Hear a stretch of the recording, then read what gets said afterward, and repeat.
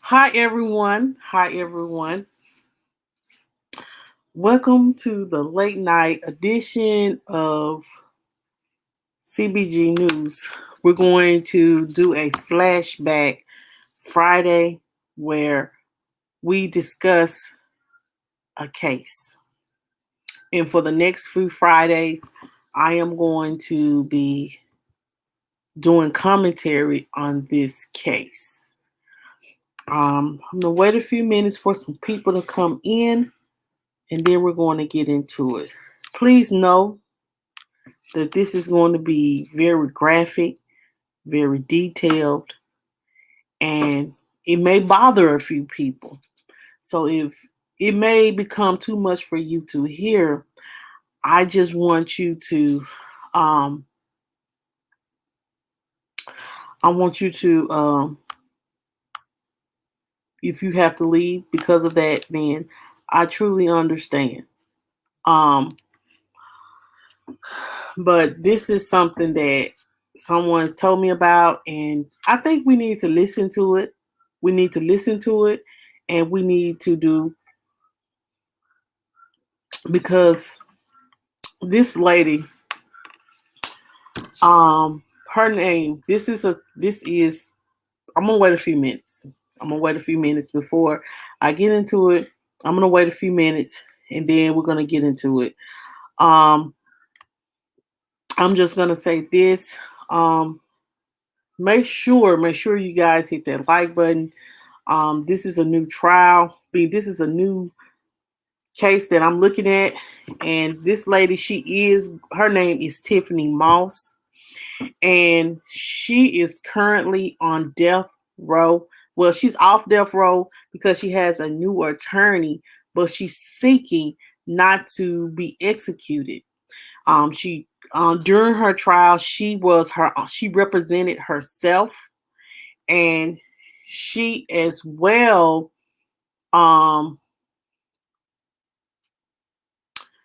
fake as though she had a mental problem. And we're gonna get into it. I did my due diligence, like I always say. I did my due diligence. If you get you some wine, get you some water, get whatever you want to drink, grab you some PJs, and we're gonna get into this late night edition of the Emani Moss case. Does Tiffany Moss deserve the death penalty? Or, first, does she deserve a new trial or does she deserve the death penalty? We're going to get into this. I'm going to wait few more minutes for some people to come in, and then we're going to get into it now. And then we're just going to say whatever we need to say. Hey, Nancy, how are you? Thank you so much for coming. Thank you so much for coming. Hey, Minister of Music Terrence Tower. Thank you so much for coming. Thank you so much for coming. Thank you guys so much for coming. Um, for some reason, I just want to say this, guys. What you guys are about to hear, and this is very honest. What you guys are about to hear is going to be very graphic. It's going to be very sad. And if you guys, after we listen to this trial's opening statement, then whatever questions that we have or whatever comments that we have, we're going to talk about it. Um, First, I want to give you a little background. Tiffany Moss and her husband. Her name is the little girl name. Her name is Emani, and I'm gonna pull a picture up of her now. Hold on, just a minute. Her name is Emani Moss, and she was killed by starvation. Um, her stepmother, her stepmother basically starved her and first she was abusing her, then she started to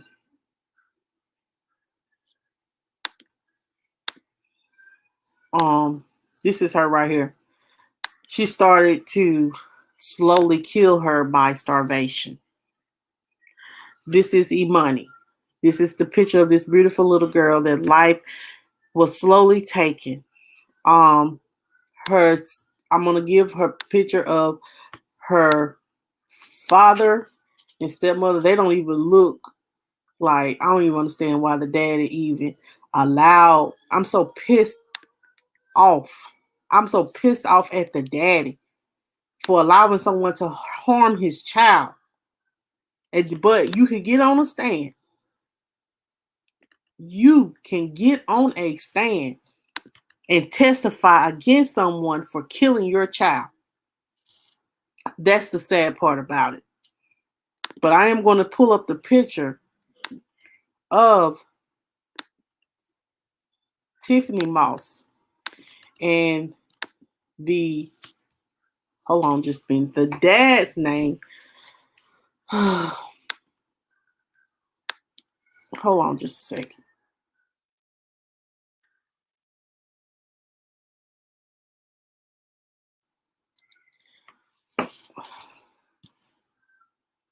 Hold on, my computer's acting up.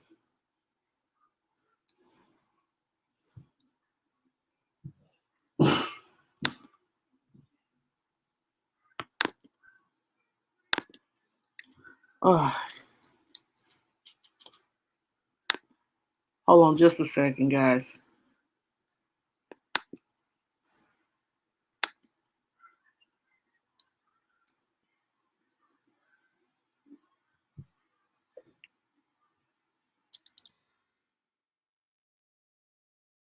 But anyway, the dad, the father, he was a part of his daughter's death.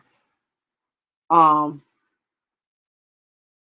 and he took his accountability. He's getting life without parole.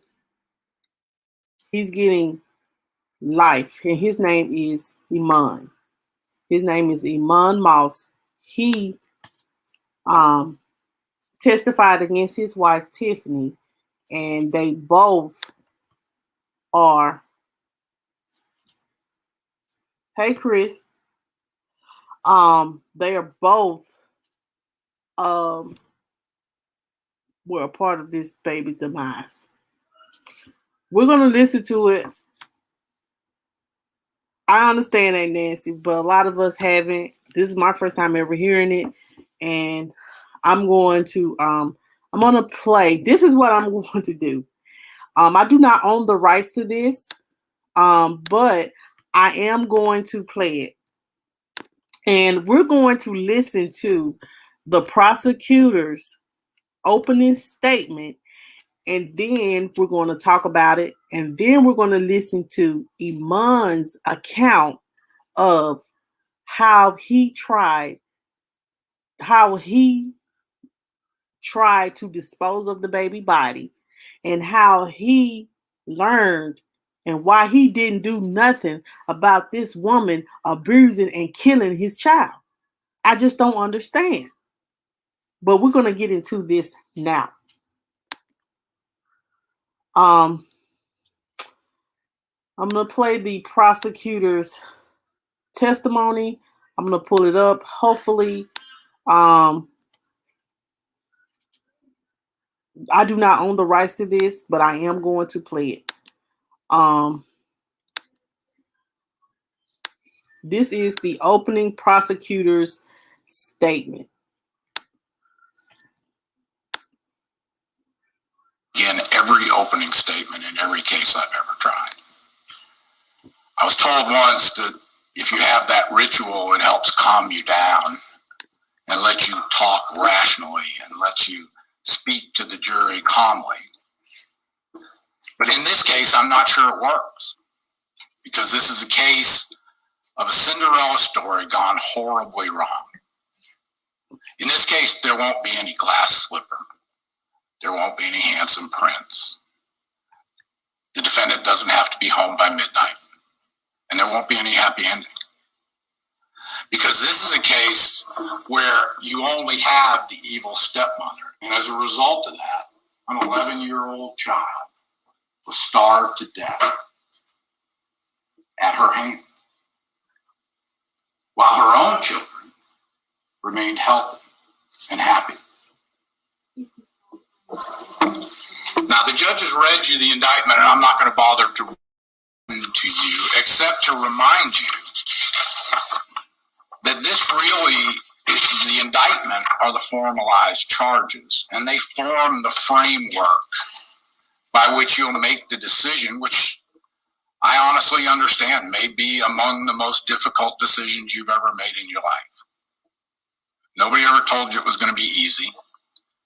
We tried to warn you about that it might be difficult, but justice is sometimes difficult.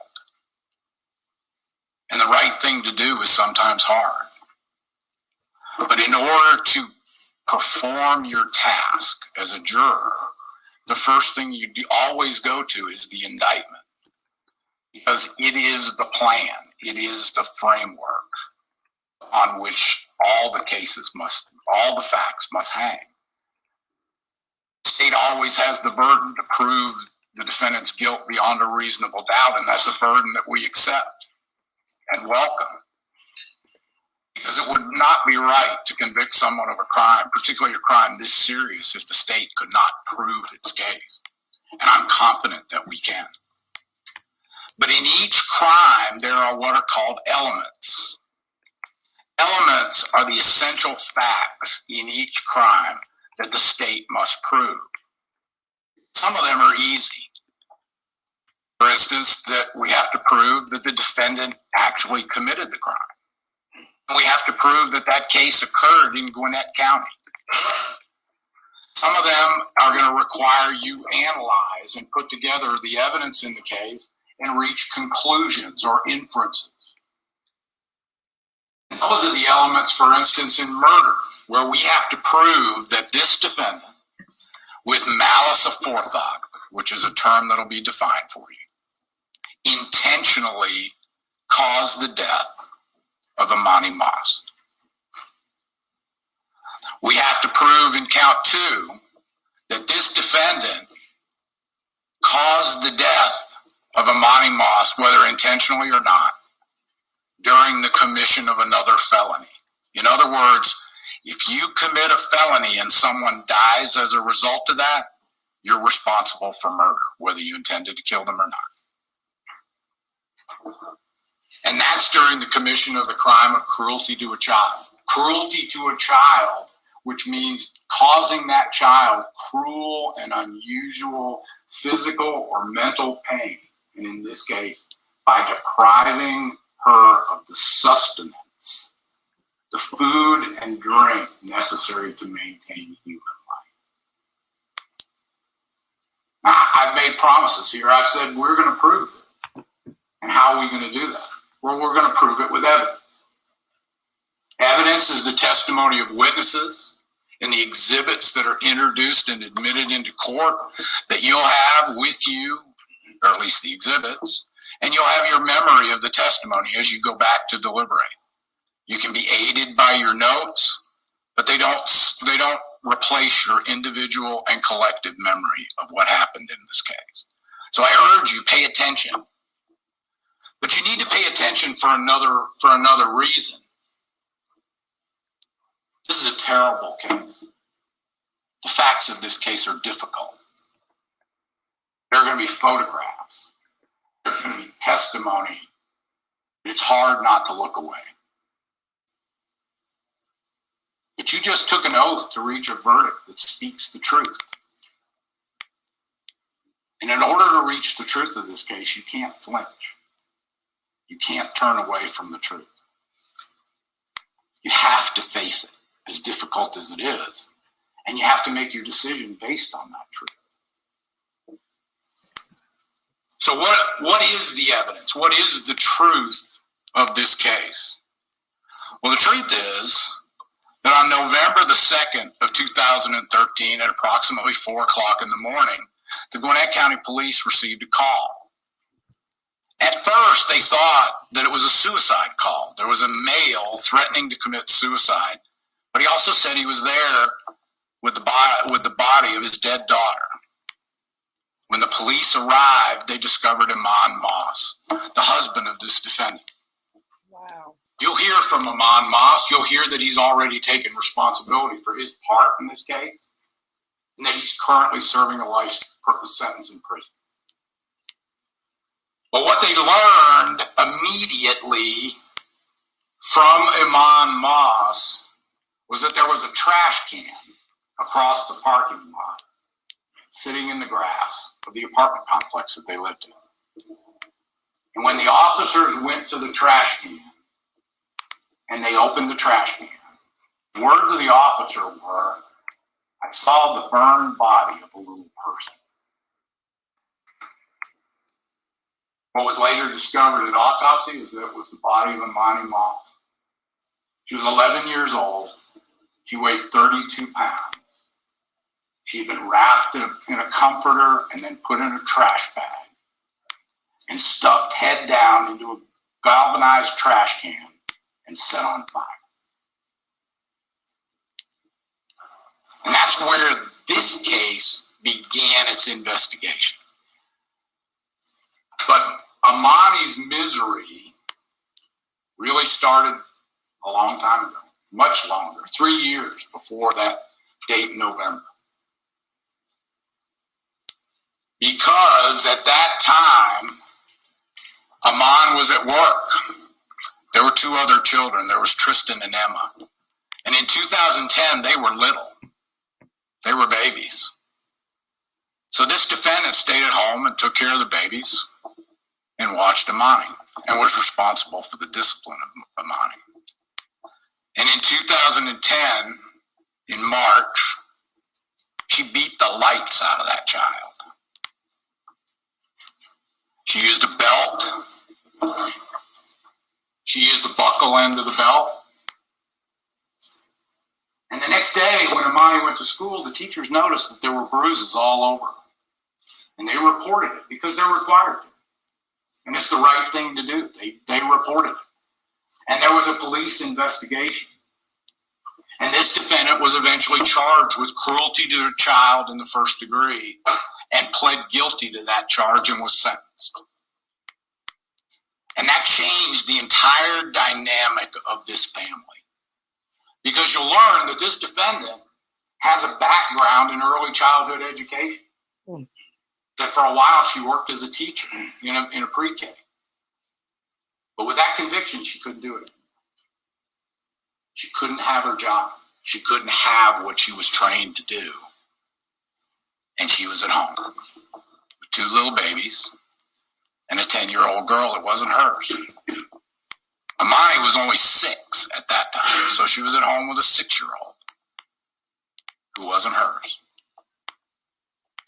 Over the next few months and few years, Emani tried to run away. In June of 2012, Gwinnett County Police responded to an apartment where Emani and Tristan and Emma and Iman and the defendant lived all together. And she had gone up to the apartment office manager and said, "I want to run away from home. I don't want to go home." That the defendant tied me up with belts and put me in a cold shower. The police responded. They didn't observe any injuries on the child. They went back. The defendant said the child wasn't telling the truth. And what they did is they returned her to her stepmother and her father because there was no evidence to charge anybody at this time, even though the defendant at that time was on probation for child cruelty. A report was made to the Department of Family and Children's Services and was investigated by the Department of Family and Children's Services. But Emani remained in the custody of her father and her stepmother. In July, this defendant called the police in the evening of July the 26th and reported that Emani had run away again. Officers responded, and in the early morning hours of the 27th, they found her asleep in the bushes up by the gate of the apartment. And when they asked her why she was there, she said she didn't want to go home. The defendant was mean to her, and she wanted to run away. But again, there was no evidence. There was no evidence of abuse. There was no evidence of injury. And Emani was returned to her father and her stepmother. The school year, on the other hand, was going pretty well. You'll hear from Emani's teachers that she was a healthy, happy child. She was little, but she was really friendly, and everybody liked her. She even tried to befriend the bully of the class because she felt sorry for the bully.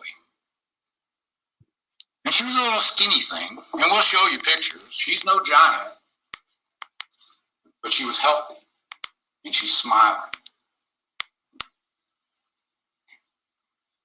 And we'll show you pictures from a field day where she was running and where she was enjoying the field day activities. And then on Mother's Day in 2000, and that, of course, year went into 2013. And on Mother's Day of 2013, she had a chance to meet with her family, particularly Eman's mother and his sister. And the first thing that Eman's mother noticed is that her long hair had been clipped down, like mine. And Emani's grandmother said, "What happened to your hair?" And this defendant said, "If you don't act pretty, you don't look pretty." And she admitted that she'd cut off all of Emani's hair. That was really the last time that any of Eman's family saw Emani. Because in the summer of 2013, they moved into an apartment here in the Lawrenceville area. It was 1100 Veranda Place. They rented an apartment there. They actually had one before, and then they moved into the apartment where the body was found. And for all intents and purposes, Emani vanished from the face of the earth. They filed a notice with the state that they were going to homeschool their children. You'll hear testimony from neighbors in the apartment complex that said they knew this couple had 2 children. They never saw the third. Were never aware that that child would even exist. They saw instances where Eman and the defendant and Tristan and Emma would go out. They said, "We never saw the third child." Wow.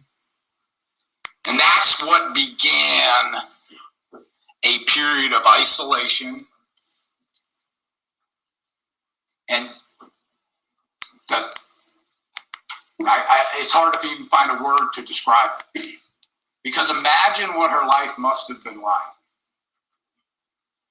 There were 2 little ones. They weren't in school.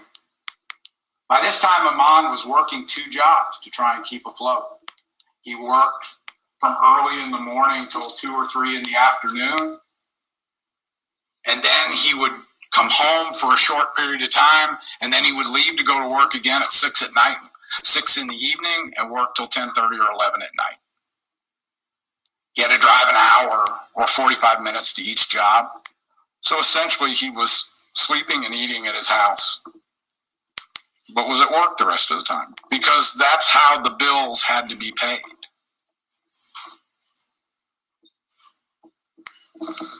So the defendant is there with a stepdaughter she hates,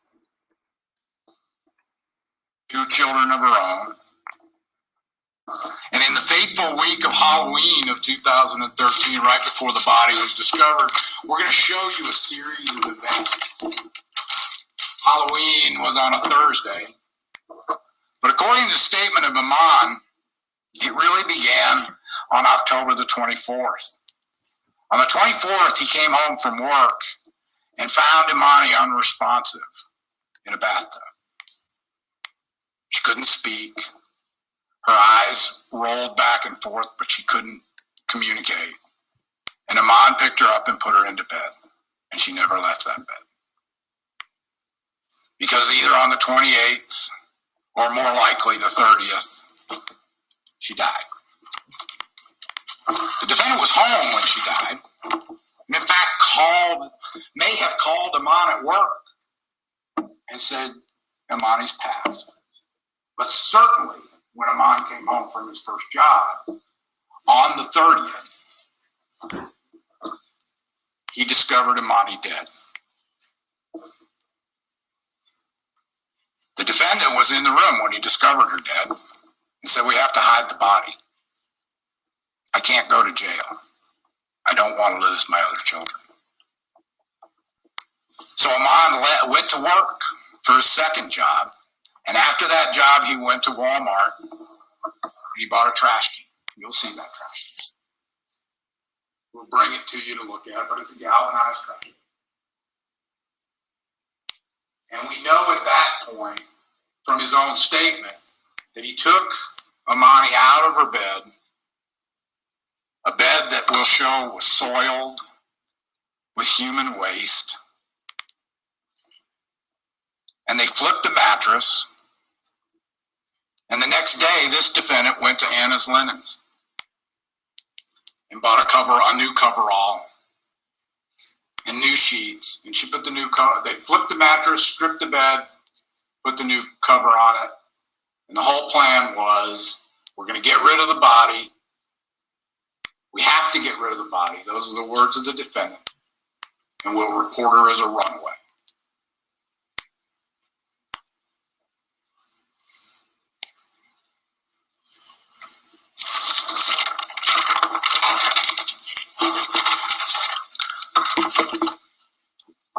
Halloween came, and Tristan and Emma were dressed up for trick-or-treat. We'll show you pictures of that. But keep in mind, during the time that those pictures were taken, and those two smiling children were in their costumes, Emani's laying dead because her body had been moved into a computer room that was part of the apartment. While Tiffany was texting with her sister about bags of candy, Emani was laying in the computer room dead.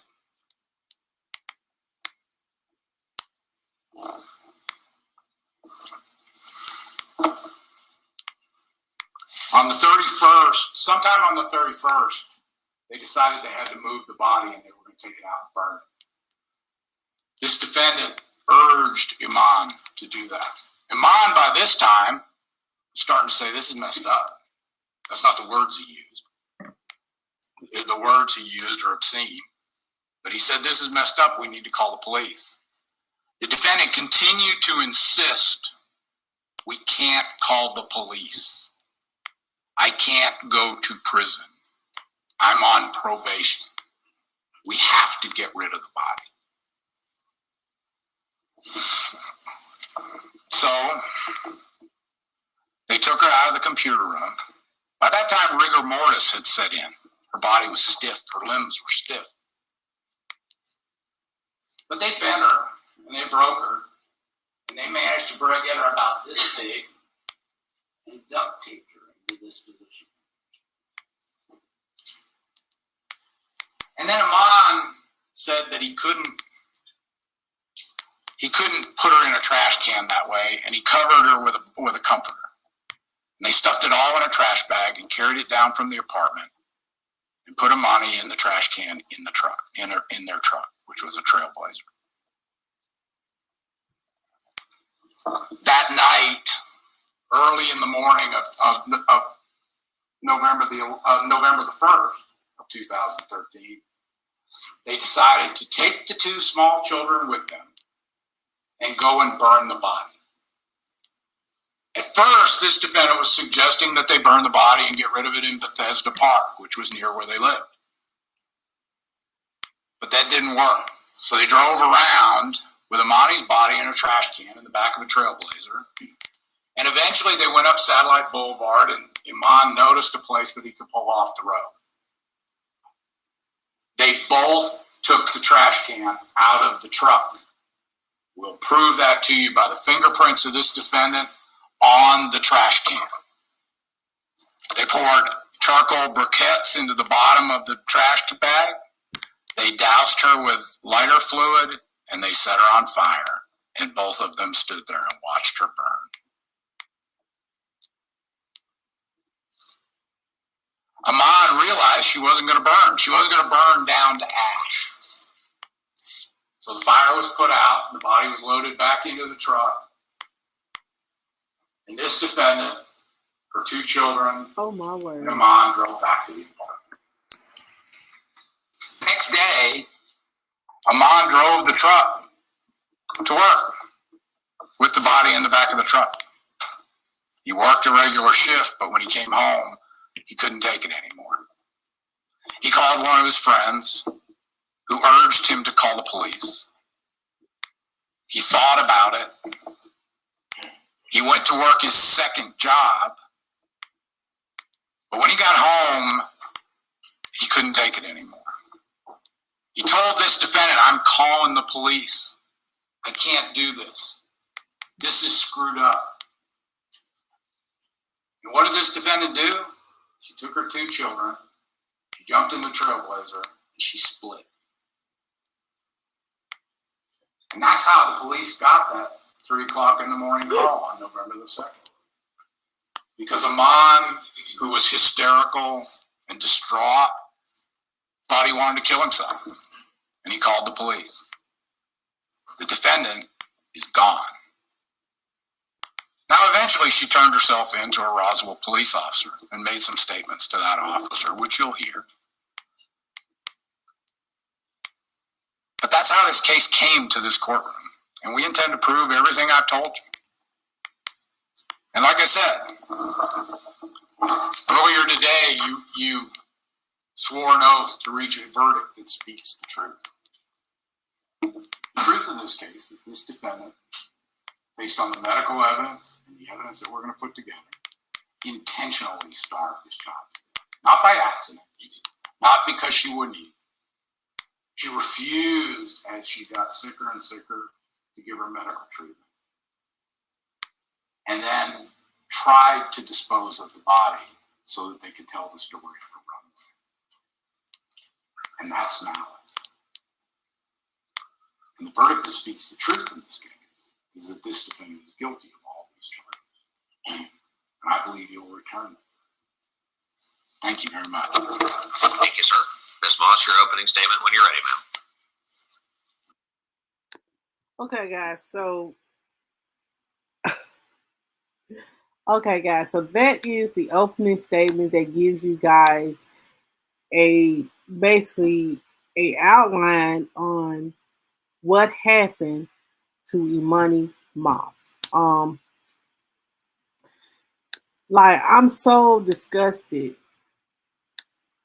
And what I am so disgusted at, the coward, the father, he is such a coward.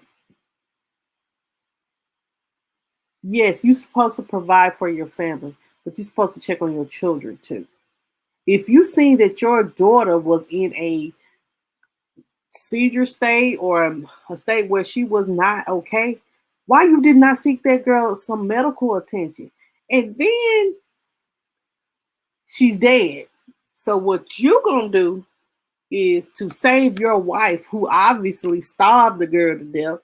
Because if you noticed, like, why you didn't ask her, like, if you know that on the weekends when you got her, that like she was eating more or she was gorging food. That's just, I'd be like, me myself, I'd be like, why are you gorging so much food, you know? And she could have told you. But you worried about your wife and your 2 children. Emani never stood a chance. And y'all don't stand a chance in jail. I hope so. I hope they give y'all them hell every day. And do I think the father, as I think about it, I thought the father did not deserve the death penalty, but he deserved the death penalty too, because not like when I listened to this at work today, y'all, I missed some of the stuff that he said, but I did listen to this. I missed the part where he stated that he got some charcoal, like the charcoal and lighter fluid. So you cooked your damn daughter. You cooked her. That's what charcoal and lighter fluid is for. It's for cooking barbecue. So you barbecued your daughter. And you talking about she's supposed to turn to ashes? Then before that, you break her body down. You know, as they say, rigorous mortis set in. So her body was stiff. So you break her down. And you actually put her in a trash can like the child was nothing to you. Because you want to protect your evil ass wife. One thing you better learn about me. My kids over everything. If I have to choose between a man and a child, it will always be my kids. I don't give a damn about a man. Trust me. Especially when it comes to my children. If you can't accept my kids, if you want to mistreat my kids, you don't need me. I don't care. Ain't that much penis in the world. Ain't that much penis in the world. They'll let me go against my kids or let someone starve my children. As you see, my kids are very plump. But this man is a coward. And the only reason why he ain't get lethal is just because he spoke against his wife. God didn't give you kids for you to treat them like this. And for that evil stepmother, then, you know, as I was thinking about this, I was thinking about the Takia Beverly case. This is what evil stepmother is. This is what, for you ones that are for Takia Beverly or against Takia Beverly, the ones that are against Takia Beverly, this is what evil stepmother is. They don't feed you. They don't give a damn if you live or die. Prove the child abuse. You can't prove a child abuse with Takia case because she never abused the child. Prove it. But that's all I'm going to say on that. Then back to this. But you're right in this. You should never sacrifice your children. And that father, I am so pissed off at him because he's a coward. You know, sometimes you have to take a stand, especially for innocent children. You let your daughter dwindle to nothing. That girl died of starvation because she was hungry. Should nobody be hungry? But she was for her kids to eat. But she wasn't for your child to eat. So if you don't love me, if you don't love my child, you don't love me. And this means that we are divorcing or whatever. And me and my daughter can go this way and I'll have visitation with the other children. But the father is a coward. And the only reason, and I know that for a fact, the only reason he did not get the death penalty is because he testified against her and took a plea. And whew, like, and then I know y'all see some of the questions that I have put in this chat. I have to go back because I had questions.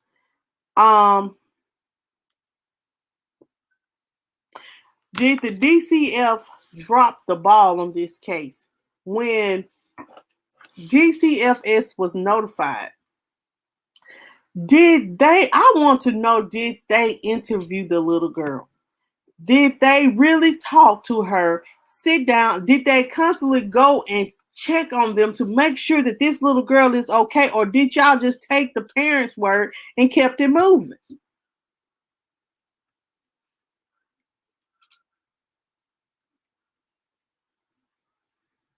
And as well, they say here that Tiffany Moss has some type of brain injury.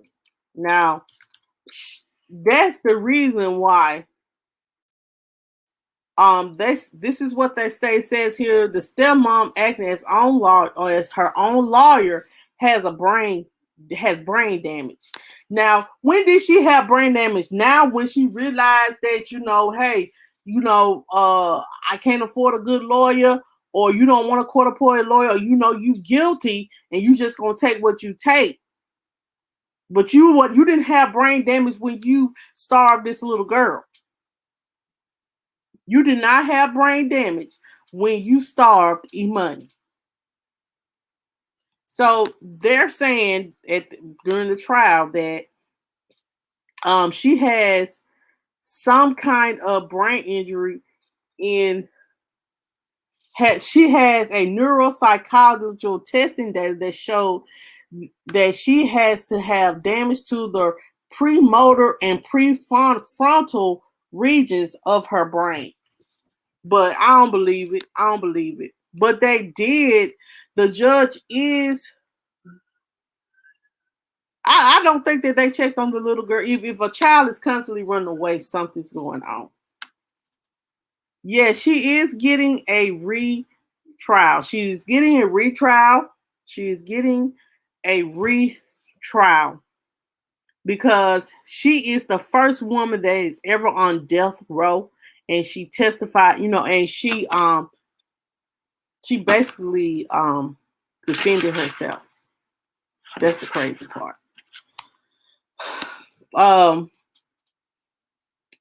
Guys, the next thing we're gonna listen to, and and let me ask y'all this: do you all guys think that the dad really, really, really loved that girl, or did he love his wife more than he loved his daughter? Do you think that he really loved this girl? Do you think he really grieved his daughter death? Ask yourself that. Do you guys think that this man grieved his daughter death? Do you think that? You had her laying in while his wife is getting ready to take his children trick or treating. This girl is laying dead in a whole nother room. You took your other children to go burn your other child.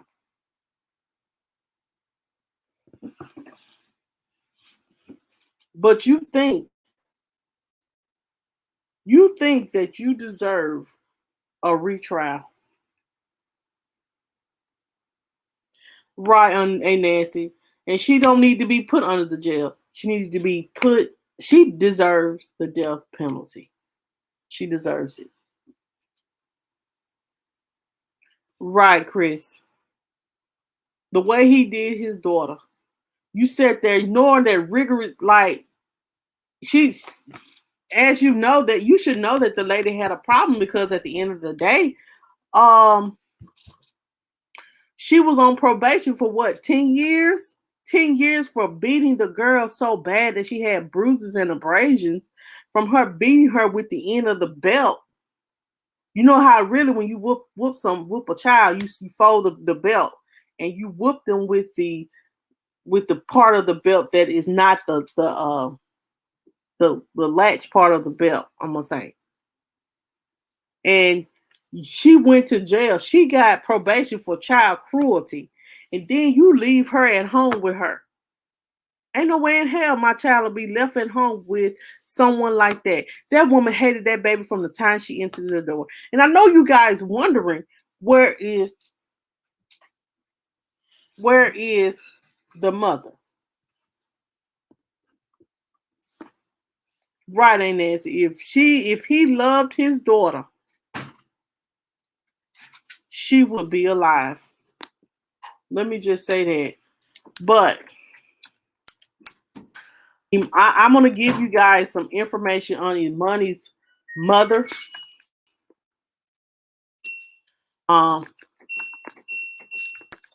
She didn't even know her baby was dead. Let me just say that. She did not know where her mother didn't even know that the baby was dead.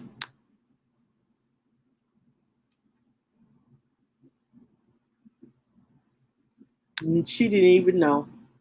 Introducing the Greenwork 60. Power advantage. Battery system. Delivering superior power, performance, innovation, and sustainability. Hold on, y'all. This burns my, this burns me. This burns me. This burns my soul. Do you hear me? Yes, and she was a school teacher. She needed to be around no child. She shouldn't be around no child.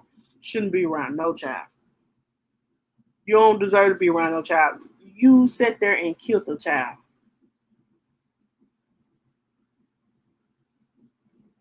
Let's see. Like, she don't deserve to be around no child. It's sad. It is sad. But Emani's mother, um, let me find this article that I had found. Like,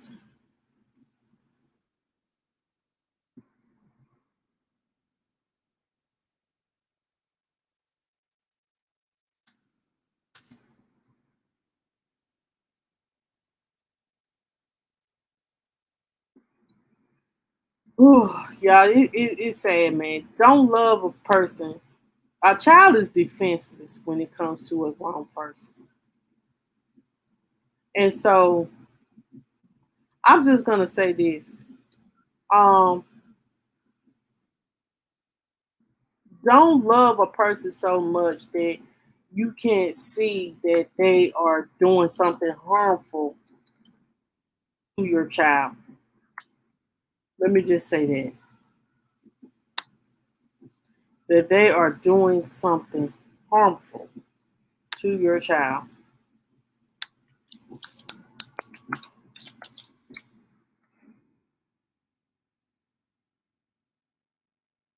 That woman is me. She deserves. She deserves whatever she gets.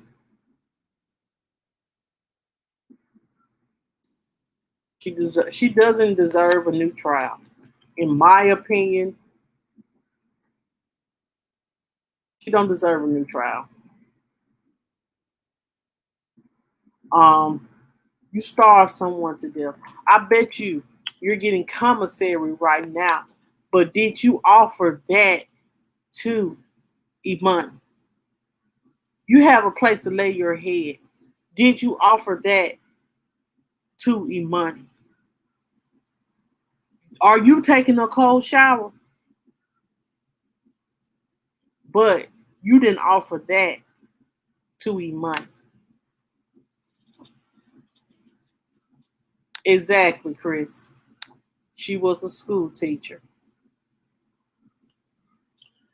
Okay, guys, before I'm gonna do one more thing, and y'all stay with me. It just hurts my soul. It just hurts my soul to know a coward father set up and allowed someone. I don't care if it's a coward mother, father. A child is innocent. They didn't ask to be here. And as let me tell you something, when God bless you with children, look at them as a blessing because there's people out here in this world that can't have kids. And some of these people that's here that's in here on this earth look at these kids as a hindrance and do things like abuse them and starve them and mistreat them and talk to them any kind of way. They don't understand what a blessing a child has because a child is innocent and they will love you unconditionally. Even though you mistreat them, they will still love you because you are their mother, because you birthed them.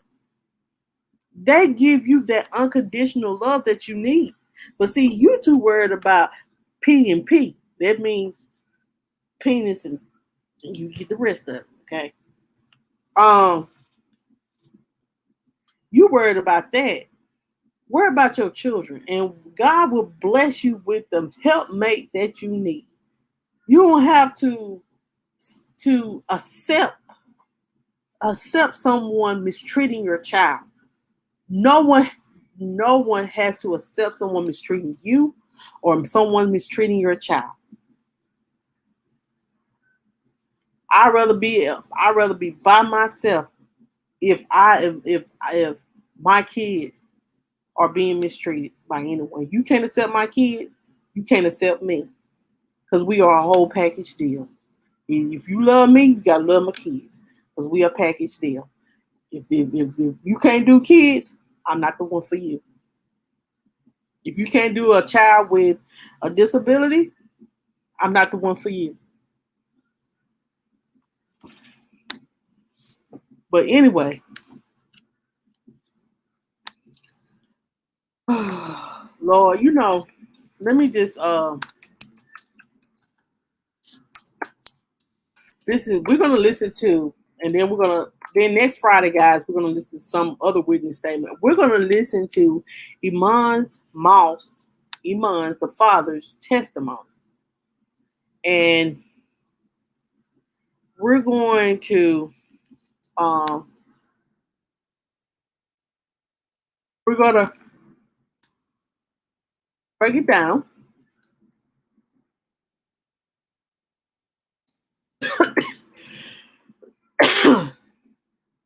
and we're gonna listen to his account of everything.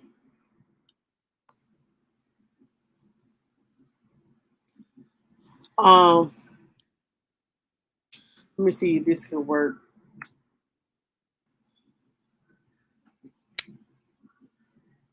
Um,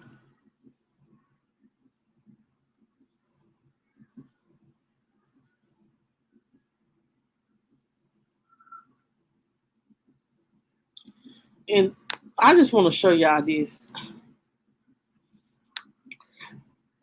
I just want to show y'all this. This what they had this baby um body in. This what they had this baby body in. Y'all see that trash can?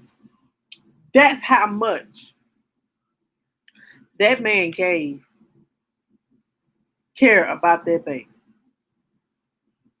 She was nothing but trash to him because ain't no way in hell a real father gonna put that damn child in a trash can and burn her with charcoal and lighter fluid.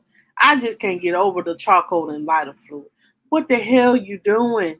You ain't thinking talking about some of y'all criminal minds. Ain't no way in hell y'all thinking like criminal minds because hell charcoal and lighter fluid is for cooking.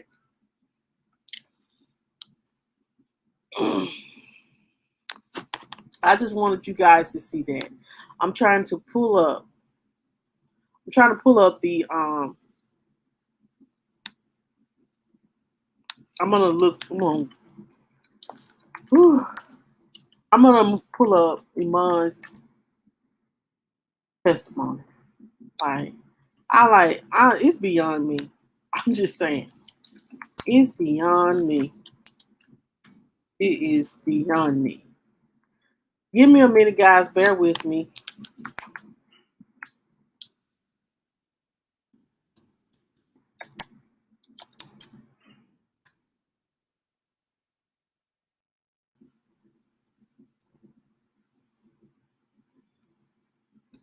Okay, guys, I got his testimony. All right. We're not gonna listen to the whole thing. I'm gonna listen to half of it, and then we're gonna go. Um, and then the next Friday, we'll listen to the rest of his testimony next Friday. I can't believe you a whole daddy. You say you love your child, you grieved your child, and you put her in a garbage can and then drug her.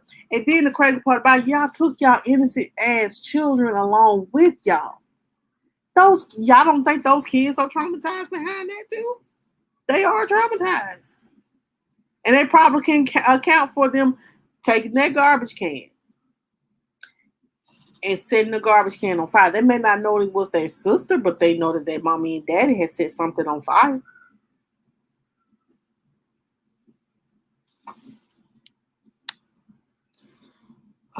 Y'all, as you know, love your kids.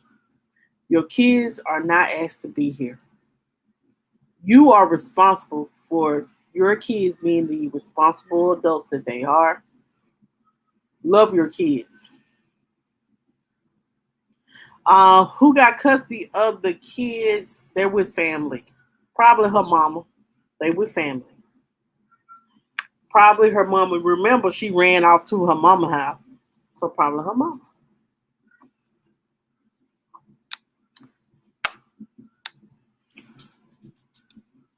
And you know what I'm saying? When things like this happen, yes, your family is still. That's a good question.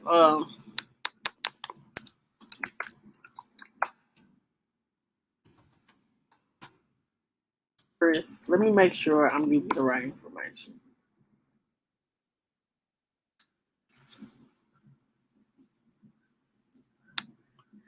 Um,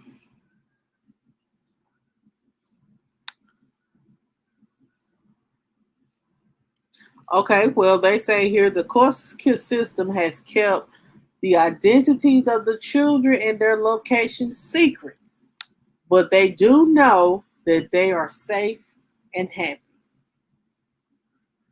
So they are in a safe place and they are happy. They may be adopted. You did all that. You did all that to kill somebody else's child, and you ain't got your own children because you couldn't see beyond yourself because this is an outside child. So I don't want to love her, but I want to love my own kids. That's not right. That's not right. And he's a weak man for allowing this woman to treat his child the way that she treated him.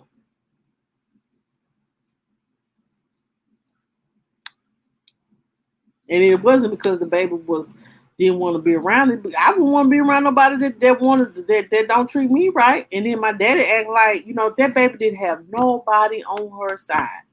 The police she kept running away, and the police kept bringing her back. She kept running away, and the police just kept bringing her back.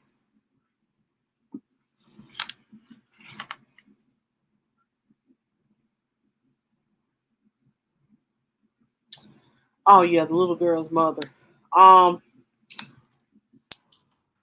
okay, next week, guys, this is what I do. Next week, I'm gonna tell you guys about the little girl's mother. I'm still researching that. I had the article, but the little girl's mother, Emani's mother, said that she was going to court. I know for sure while reading this that she was going to court trying to see her daughter. She said they kept moving and she couldn't keep up with where they were. So she didn't even know that her daughter was malnutrition.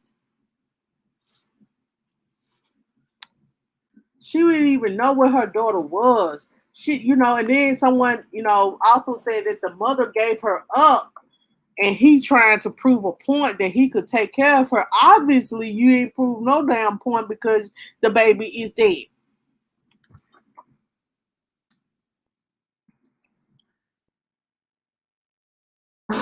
So, only person that really had her back was her biological grandmother.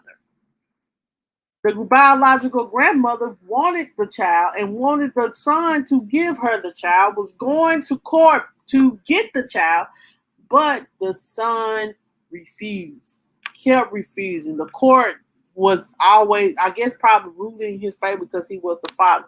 And she was telling him that they was doing something to their baby, but they wouldn't listen. They would not listen. They would not listen. They wouldn't listen.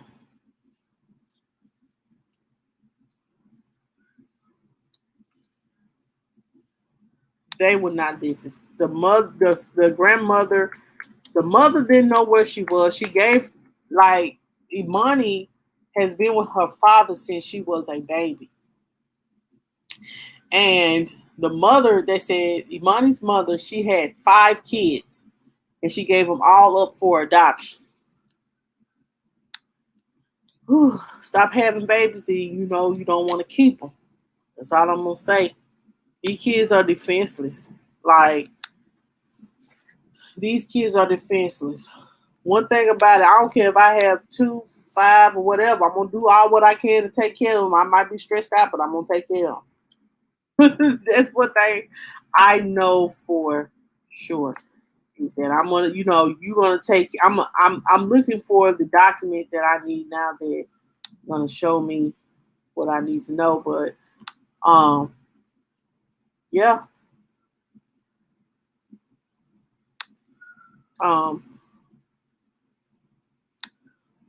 hold on, y'all, just a second.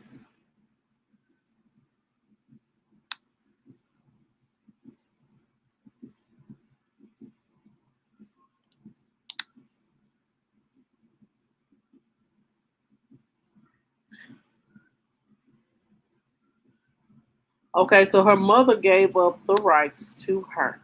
She gave up her rights.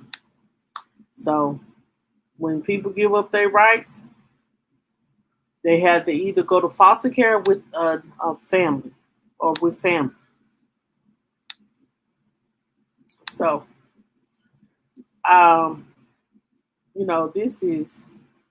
this case is just baffles me. I can't next week. I can't wait to hear the father's account of what he did, in this case, because he is a whole kind of bitchs. A He's a whole B. I just don't, in my opinion, he's a whole B when it comes to not defending this girl honor. This is a baby. This is a child. She was defenseless, and you let somebody kill your child by starving them to death because she lost her teaching job because she wanted to beat her, and she got caught up and lost her job. So she wanted to get back at the baby for losing her job. You grown. A grown person did this to a child.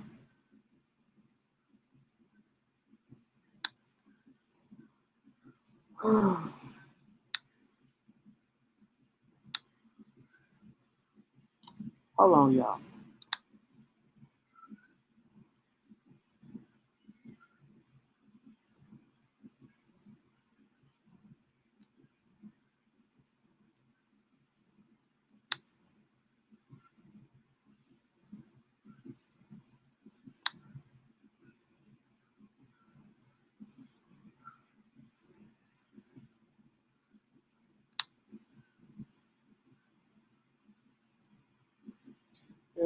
Okay, so with the biological mother, all thing that's coming out is she was addicted to drugs and she surrendered all her rights. So she had no rights to him, but I guess she was just trying to get visitation with her.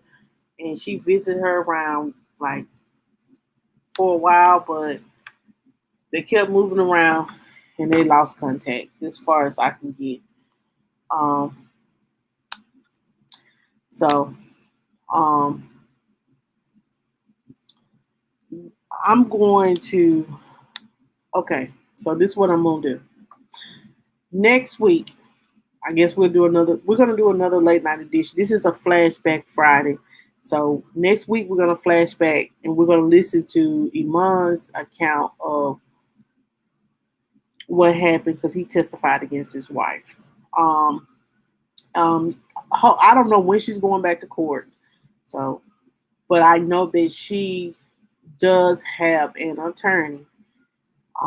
It went to the Supreme Court. So she has another attorney. She will get a retrial. She probably will be found guilty again. But this time she has legal representation. Um, I does she deserve it before does she deserve the death penalty? Yes, she do. All right, guys. So I'll see you guys Sunday. Make sure you guys like, comment, and subscribe. If you are new to the channel, make sure you hit the notification bell so you'll be notified when another video is coming out. Thank you guys so much for coming. Tune in. Oh yes, guys, please keep the people in Indianapolis, Indiana, in your prayers. I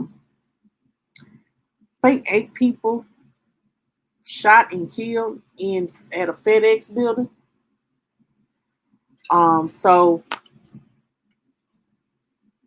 and the guy, I think he killed himself, and it comes to find out that he was previously working there.